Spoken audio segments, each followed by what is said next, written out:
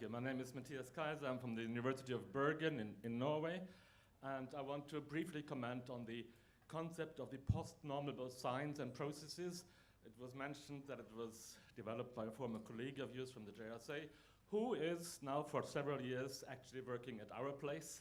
And so we have worked on this concept, and I think the thinking has quite advanced. One of the thinking that I want to bring forward in here into this discussion is the need of, in general, greater reflexivity. It has been said that there is a large difficulty in establishing a timely and constructive dialogue with decision makers, with politicians, and so on. Now, part of that, I think, is also a result of that we very often meet that kind of discussion unprepared for the sometimes prejudices, but also attitudes with which they will meet the scientist.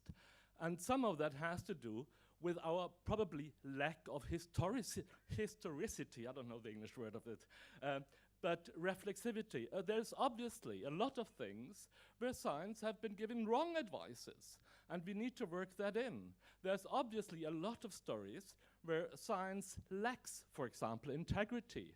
So a lot of that has to do with a process where we also improve our own understanding. And actually, I think that starts not only with educating, let's say, the science advisors, but probably with reforming the way we do science, we teach science in our universities, with educating our young scientists. So I think a lot of these concepts that have been discussed are highly important, not only because they're relevant for the science advice, but because they should be in the basic education of our new and young scientists.